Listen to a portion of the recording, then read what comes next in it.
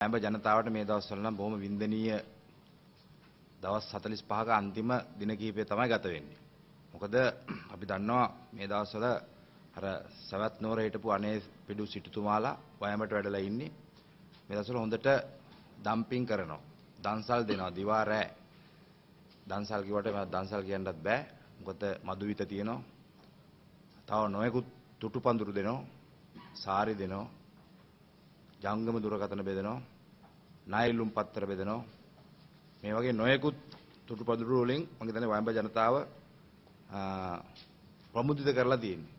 ඒ වගේම වයඹ පුරාම මියුරු ගීත නාද අපේ සින්දු කියන අලිය පාන්දර 4:00ටත් අපේ සැවුලා නෙමෙයි හැරවන්නේ මේ දවස්වල වයඹ ජනතාව අපේ සින්දු කියන අලිය. මොකද ඒ වගේ බොහොම වින්දනීය කාලයක් තමයි මේ දවස්වල වයඹ ජනතාවට තියෙන්නේ. රැකියා ප්‍රශ්නත් නැහැ. ඕන තරම් කොන්ත්‍රාත් ක්‍රමයට පෝස්ටර් ගහන තරුණයන්ට අවස්ථා තියෙනවා. වැටුපට වැඩ කරන්න. ඊට අමතරව ව්‍යාපාරත් දියුණු වෙලා තියෙනවා. විශේෂයෙන් මුද්‍රණ ව්‍යාපාරය කෝටි ගණන් වියදම් කරලා පෝස්ටර් ගහනවා, කටවුට් ගහනවා. සුරාසැල් වලට හොඳට බිස්නස් තියෙනවා මේ දවස්වල.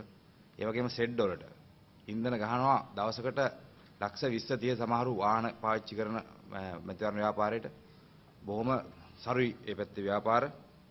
ඒ නිසා මම හිතන්නේ වින්දනීය දවස් 45 අන්තිම දවස් 4-5. 22 වෙනිදාට අනේ පිළිසුතුමා යනවා සිටුවරු ටික නැවත යනවා සවැත් නුවරට විශාලා නුවර බවට පත් කරලා වයඹ.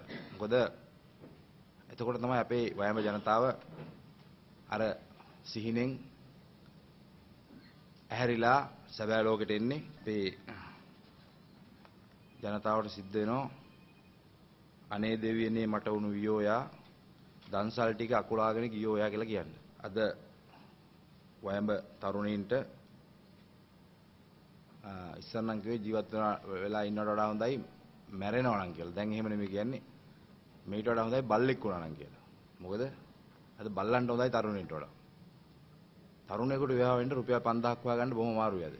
හැබැයි බල්ලන්ට ප්‍රශ්නයක් නැහැ. ආණ්ඩුවෙන් විවාහ කරලා දීලා හනිමුන් එකට නුවරඑළිය අරන් යනවා.